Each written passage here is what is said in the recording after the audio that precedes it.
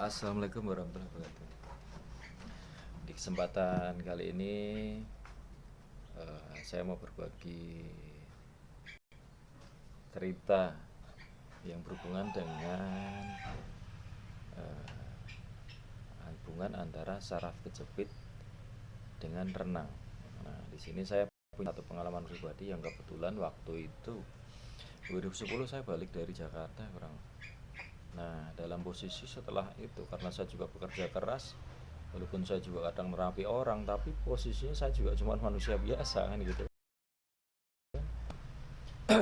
Dalam posisi itu eh, saya ini apa itu juga terkena gejala-gejala yang kurang lebih hubungannya kayak ya saraf kejepit gitu.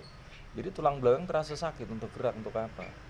Nah, dalam posisi seperti itu saya sudah sampai konsultasi dokter, sampai berusaha pijat ke tempat lain karena saya nggak mungkin kan saya pijat diri saya sendiri gitu kan.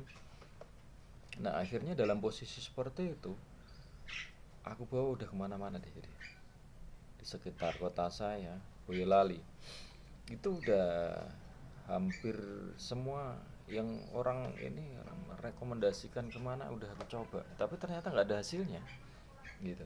Nah, dalam satu titik kebingungan saya, sedangkan posisi saya itu anak juga masih kecil gitu kan. Nah, istri juga ya memang istri saya sakit, nah stroke dia. Makanya saya bisa bisa sedikit belajar tuh memang dari situ.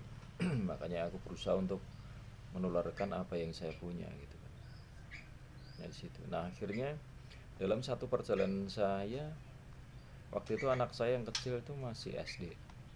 Jadi setiap saya apa itu habis ngantar sekolah karena memang apa itu hasil sharing dengan dokter gitu kan, memang harus ada renangnya gitu kan untuk mengurangi ini untuk merenggangkan eh, ini tulang belakang ini. Nah, posisi seperti itu memang harus ada renang dan juga eh, bergelantungan gitu. Jadi bukan rengen loh ya, tapi cuman dalam posisi posisi ini gelantung kayak gini, kaki digerak-gerakin.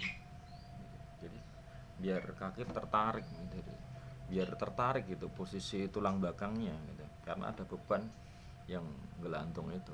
Cuman nggak dipaksa pakai rengen gitu enggak loh ya.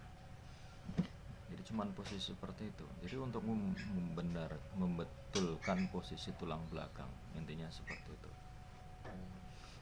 Nah, lucunya begini, adalah ada satu cerita ya kan ya, yang berhubungan dengan telatar. Akhirnya telatar itu sampai sekarang apa itu rame itu karena apa? Karena alhamdulillah dalam satu perjalanan saya dulu kan aku belum kepikiran bikin bikin YouTube gitu kan. Jadi salah di saat berbagi itu hanya dari mulut ke mulut gitu, dari lewat apa itu status di WA kan gitu. Jadi aku dulu belum bikin YouTube, belum kepikiran, belum tahu caranya, terus terang aja. Jadi tahu juga belum lama ini kalau bikin YouTube ternyata nggak sesusah yang saya bayangin gitu kan. Jadi alhamdulillah sekarang ramai itu latar, karena kurang lebih kok kalau aku yang bisa aku jelasin kayak gini tuh. Jadi bukannya saya mau ngeklaim kalau telatar itu rame sekarang tuh karena saya enggak, tapi insya Allah hanya untuk eh, berbagi aja lah gitu. Intinya alhamdulillah inilah indahnya berbagi. Jadi kalau ilmu kita simpan, kita cuma diemin aja gitu, itu kan gak ada manfaatnya gitu buat orang lain gitu. Jadi di situ alhamdulillah saya ramai ya sekarang tuh. Itu mungkin hanya itu yang bisa saya sampaikan. Jadi apa itu intinya renang itu banyak banget manfaatnya kalau untuk yang berhubungan dengan saraf kejepit, karena memang ya di situ saya merasakan betul-betul sesuatu yang luar biasa. Karena kenapa kok harus pagi hari gitu kan, itu dari riset eh, kedokteran pun juga sudah menyimpulkan di situ kalau apa itu manfaat air, apa apalagi air air sumber ya, air dari mata air langsung kayak gitu kan. Kan dalam proses perjalanannya dia lewat dengan di pori-pori, di sela-sela apa itu, di sela-sela tanah, dan juga di sela-sela inilah bebatuan yang menghubungkan antara ini dalam satu perjalanan air itu sendiri gitu kan.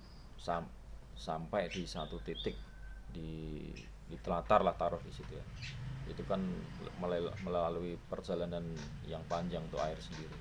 Nah di situ kan terjadi satu pergesekan yang menimbulkan energi kan, energi kurang lebih kan energi kinetis. Jadi kalau yang namanya apapun yang digesekkan itu akan menimbulkan satu energi kan gitu.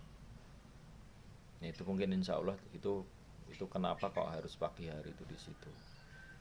Jadi dalam posisi pagi itu memang luar biasa. Jadi kenapa dalam posisi pagi, karena di saat posisi di atas jam 9 pagi itu kan matahari sudah mulai mendekat ke bumi. Jadi posisi apa itu, energi kinetisnya yang ditimbulkan oleh pergesekan itu sendiri, dia akan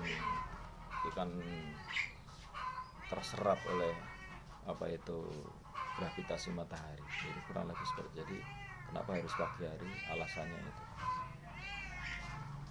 Mungkin kesempatan kali ini hanya semacam itu saja. Kita bisa sambung ke kesempatan yang lain untuk mungkin juga tema-tema yang lain. Wassalamualaikum warahmatullahi wabarakatuh. Jangan lupa like, subscribe, komen juga ya.